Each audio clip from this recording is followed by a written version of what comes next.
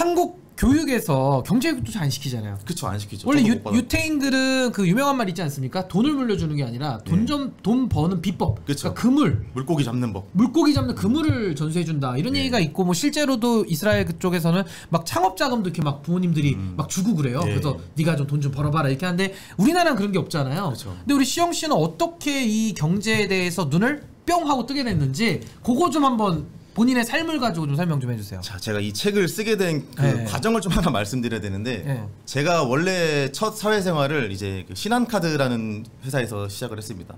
카드 회사. 신한카드 인사팀에서 시작을 해가지고 이제 한 3년 정도 신입사원 다니다가 제가 이제 2021년에 이제 그 자산 가격이 폭등했던 시기가 있었잖아요. 그쵸. 부동산이든 주식이든 확 떴죠. 가상자산이든 그때 사실 제가 좀 덕을 많이 봤어요.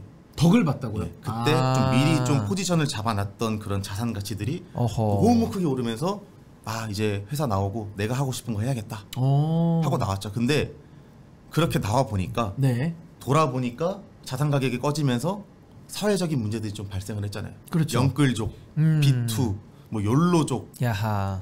저는 좀 운이 좋게도 남들보다 좀 빠르게 투자 포지션 잡고 돈을 많이 벌었는데 돌아보니까 2030들이 또 거기서 빛의 그 늪에서 또 허우적거리고 있는 걸 보고 이래선 안 되겠다.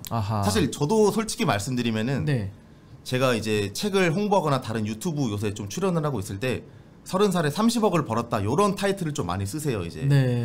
근데 이 책에는 그런 내용은 없습니다. 그러니까 돈을 못 버는 책이라는 게 아니라 그 당시에 저도 투자를 할 때 올바른 어떤 재테크 관념 이런 거 없이 어떻게 하면 한탕으로 크게 벌까? 그건 좀 위험한 거죠 사실은. 어떻게 보면 이 책은 그때 제가 돈을 많이 벌었던 성공담이 아니라 실패담이다. 그렇게 하지 말고 좀 올바르게 재테크하자. 그런 내용이라고 보시면 될 것 같아요. 그래서 나와가지고 제가 좀 올바른 재테크, 특히 아까 말씀하신 것처럼 20대, 요새 10대는 어떤지 모르겠어요. 근데 경제교육 하나도 제대로 안 되고 있잖아요. 거의 안 돼 있죠. 황무지. 그래서 제가 신입사원 때 그 금융문맹이었던 저를 보면서 그 인터스텔라 영화 보셨죠? 쿠퍼가 이제 그 도서관 거기 책에서 이제 집에서 스테이 외치잖아요. 그때를 생각하면서 그 심정으로 이 책을 봐라. 그 심정으로 쓴 절박합니다. 절박해. 오히려 이제 그런 기본적인 내용이 좀 담겨 있고 차근차근 배워갈 수 있는 시작이다. 그러니까 약간의 그 진입로를 좀 열어준다. 이렇게 보면 되겠네요. 그죠? 근데 진짜 참 우리나라가 이게 뭐랄까요? 저는 참 이 경제의 활력이 이제 자꾸 꺼져가는 엔진이 꺼져가는 건데 사실 이런 거잖아요. 돈 모아가지고 성실하게 일하면 솔직히 바보가 되고, 그죠? 돈 모아가지고는 어떻게 할 수가 없는 상황이고, 그 실제로도 어느 자금을 가지고 창업을 하기에도 굉장히 위험 부담이 큰 사회라고 저는 생각을 해요. 맞습니다. 그래서 이런 것들은 이제 저처럼 이제 정치하는 사람들은 조금 더 이렇게 좀 제도적으로도 마음껏 좀 창업할 수 있는 창업국가 내지는 이런 아이디어를 가지고 팔 수 있는 물론 생각국가 이런 것들을 좀 만들 책임이 있는 것이고 또 민간 영역에서는 이런 경제에 대해서도 좀 가르쳐서 이러이러한 내용들이 좀 있다. 이걸 알려줘야 되는 건데 이게 지금 안 돼 있다. 맞습니다. 이게 좀 심각한 문제인 것 같습니다. 아직은. 특히 그 2020년도에 그 한국은행이랑 이제 금융위원회에서 금융 이해력 조사라는 걸 하거든요. 금융 이해력 조사. 금융 이해력 조사를 하면은 대부분의 이 청년층, 글로벌한 청년층이 이제 좀 단기적인 저축에 머무르고, 그렇죠. 적금도 있고 저축보다 좀 소비 좋아하고 하는데 유일하게 그 OECD 국가 중에 우리나라만 유독히 단기 저축에 머무르고 소비만 좋아하고 이게 좀 심하더라고요. 이 통계 자체가. 그걸 보면서 좀 더 느꼈죠. 이 책을 쓰면서. 그러니까요. 그러면 궁금한 게 이 올바른 투자와 투기의 구별을 좀 어떻게 보세요? 예를 들자면 좀 카테고리 3가지 정도 나눌 수 있을 것 같은데 3가지 투자와 투기. 첫 번째가 이제 한탕 노리는 마인드. 한탕주의. 한탕주의.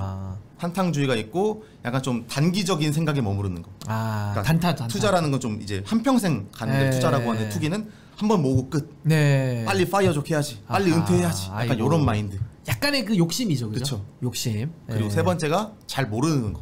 잘 모르고 투자하는 거죠. 남들 말만 듣고 혹해가지고. 그렇죠. 요새 막 그런 거 보면은 여전히 그런 막 리딩방, 주식 리딩방 이런 것들 많잖아요. 그 쫓아다니는 분들 많아요. 그러니까 그런 것들이 좀 되게 위험한데 이제 그런 것들이 좀 이제 한몫하지 않았나 투기 쪽에. 근데 전 이런 생각도 하거든요. 우리나라가 자본주의를 취하고 있고 이 자본주의에서는 사실 돈이라고 하는 게 권력이고 힘이죠.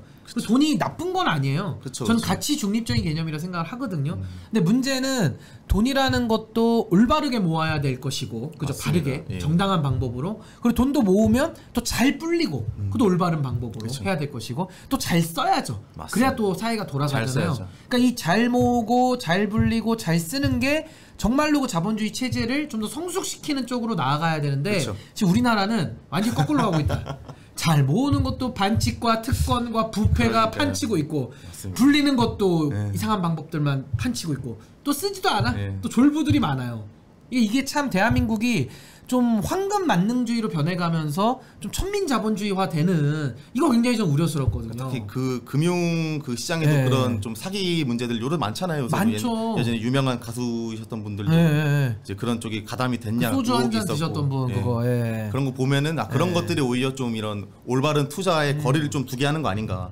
돈을 약간 어떻게 보면은 잘 활용할 수 있는 그런 가치 중립적인 건데 그러니까. 부정적인 인식으로 만드는 것 중에 하나인가 아닌가 싶어요. 좀 그런 거. 그러니까 저도 비슷한 게 정치도 똑같거든요. 예. 정치도 사고 치는 인간들 때문에 사람들이 정치를 혐오하게 만들고 정치로 더 멀어지게 만드는. 그렇죠. 그러니까 경제도 올바르게 가르치고 올바르게 돈을 모아서 잘 불리고 올바르게 그리고 잘 쓰는 요 방법까지를 좀 잘 가르쳐서 자본주의를 성숙시켜야 되는데 지금 한국 사회는 조금 자본주의의 퀄리티가 많이 낮아지는 거 아니냐. 그렇죠. 그러면서 이제 부정적인 시각으로 경제와 더 멀어지고. 맞습니다. 그러면 돈을 못 모으잖아요. 그러니까요. 그럼 자본주의 사회에서 악순환에 빠지는 네. 거지 사실은. 네.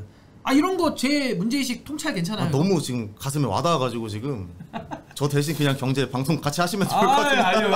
아니 저는 많이 부족합니다. 저는 이제 정치 쪽을 주로 다루다 보니까 요 맥락이 좀 비슷해가지고 다 똑같은 일맥상통한 얘기라고 생각합니다. 저는. 그렇습니다.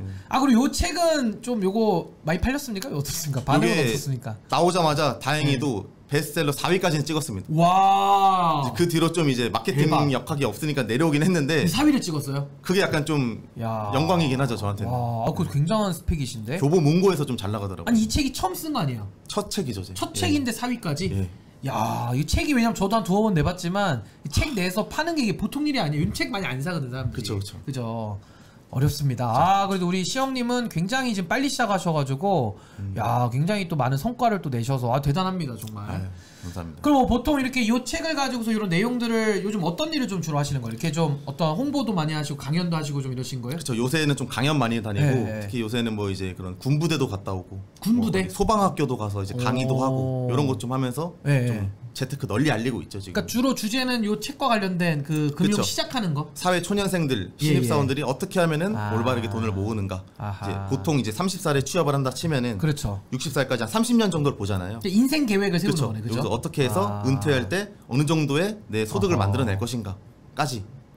근데 요게 저는 조금 이제 제가 뭐랄까요 그 젊을 때 저도 이런 거 배울 기회가 많이 있었는데 안 배웠거든요. 그 이유가 뭐였냐면 되게 멀게 느껴지니까 이런 거잖아요. 내일 하자 하면서 미루게 돼요. 그런 분들한테 좀 한 말씀 드리자면 어떨까요? 전 좀 그런 식이었거든요. 제가 이거를 항상 강의를 나가든지 누굴 만나든지 하는 게 재테크를 안 하고 있다라고 하면은 지금 제발 빨리 해라 재테크를. 지금이 가장 빠를 지금이 때다. 가장 빠를 때다. 이걸 제가 지금 논리적인 걸 되게 좋아해가지고 생각을 하면은 예를 들어서 이제 한 연간 1,000만 원을 모았다고 쳐볼게요. 1,000만 원. 연간 1,000만 원인데 모으기도 어려워. 그렇죠. 근데 1,000만 원을 모았을 때 이거를 연평균 수익률을 7%로 7%. 좀 어려울 수 있는데 1,000만 원을 7%씩 30년 유지하면은 10배가 됩니다 이게. 10배가 돼요. 10배. 와. 근데 물론 이제 연평균 수익률 7%가 낮은 건 아니에요. 어떻게 연평균 7%씩 하는 게. 근데 보통 이제 요새 많이들 말씀하시는 게 이런 미국 주식, 미국 해외 ETF. 주식은 위험하니까 제가 분산 투자라고 ETF 많이 얘기하거든요. 쪼개기. 펀드 같은 거. 펀드. 그거 같은 경우가 지금 미국에서 20-30년 동안 7에서 9%를 달성했어요. 그러니까 이런 것만 하더라도 1,000만 원이 1억이 되면은 요게 이제 월로 따지면은 소득 대체가 한 30만 원 이상씩 나오니까. 소득 대체가 되고. 그쵸? 와. 이런 것들을 보면은 지금 내가 1년만 빨리 준비해도 노후에 30만 원이 늘어나는구나. 결론을 도달할 수가 있죠. 그래서 빨리 해라. 40대도 안 늦었나요? 이거 어떻게 대답하시겠어요? 그렇죠. 안 늦죠. 40대 시작을 해도 60세에 은퇴한다 가정하면 20년이라는 시간이 있는데 이때 뭐 시드머니를 모아서 한 방향 이런 게 아니라 뭐 월급을 받으신다, 사업 소득이 있다면은 조금씩 적립식으로 계속 넘어가면은 충분히 안 늦죠. 그렇죠. 보통 이 재테크라는 것도 좀 내가 내 생활을 좀 다 쓰고 나서 남은 걸 좀 해야겠다라고 생각하시는 분들이 많다 맞아요. 보니까 예. 현실적인 문제라고도 생각을 합니다. 아니 그럼 이제 우리 시영님한테 조금 이제 본격적인 얘기들도 한번 물어보면 한국 경제 앞으로 하반기 예측을 네. 좀 어떻게 합니까?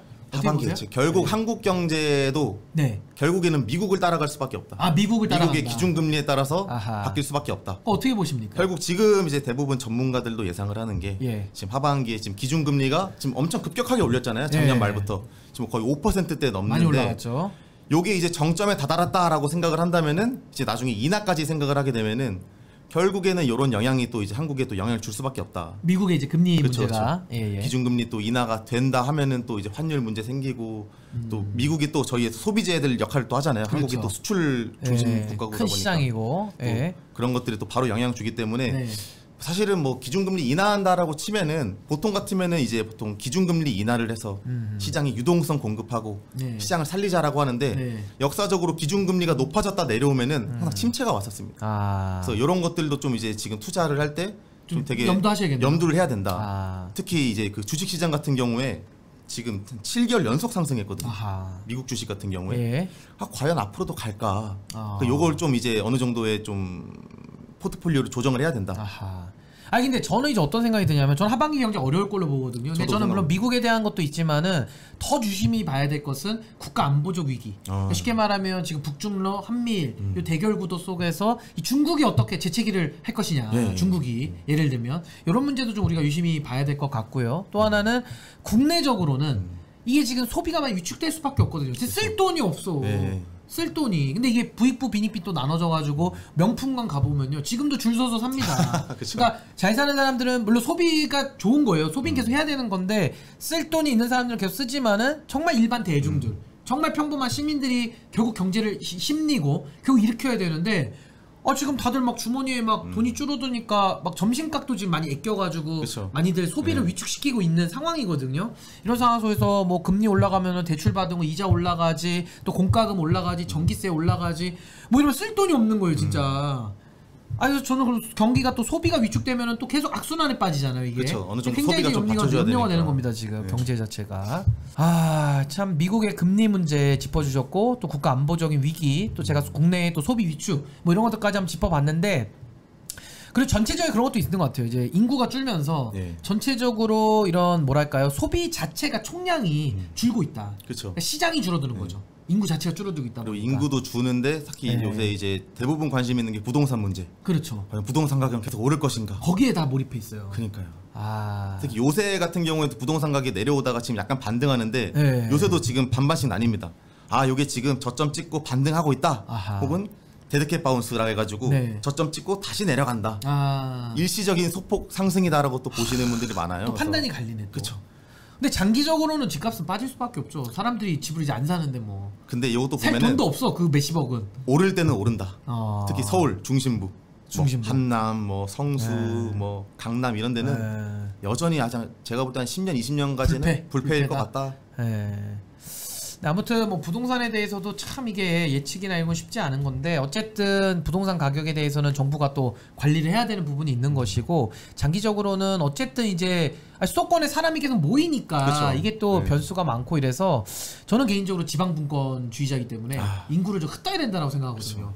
서울에 너무 밀집해 살다 보니까 불편함도 많고 그래서 아무튼 이제 경제에 대해서는 뭐 부동산, 금융, 주식 뭐 이런 거 환율 그렇죠. 여러 가지 그 파트별로 이제 다뤄야 될 것들이 많은데 우리 시영님이 앞으로 좀 우리 시방쇼에서 경제 부분에 대해서도 좀 여러 가지 좀 정보들도 드리면서 네. 또 건강한 자본주의를 위해서 역할을 좀 해주시면 좋겠는데 포부 한번 말씀을 좀 해주시면 좋겠어요. 포부라고 말하면은 제가 이 책을 썼던 이유도 사실은 그런 포부를 갖고 쓴 책이거든요. 지금 2030들의 그런 어떤 영끌족, 비투, 뭐 욜로 이런 문제들 보면서 이렇게 가서는 안 되겠다라고 생각하면서 쓴 책이에요. 그래서 어떻게 보면 이 지금 시방쇼를 제가 같이 할 수 있었던 것도 이 책 덕분이라고 생각하거든요. 그렇기 때문에 좀 이제 올바른 재테크가 무엇인가에 대해서 좀 중점적으로 여러분들께 설명드리고 또 시사적인 것도 또 대응을 또 필요하잖아요. 그 현안 같은 게 있어요. 그렇죠. 그런 것들에 대해서 하나 좀 짚어가면서 좀 방향성도 같이 좀 보는 그런 것들을 좀 같이 방송해보면 어떨까 생각을 합니다.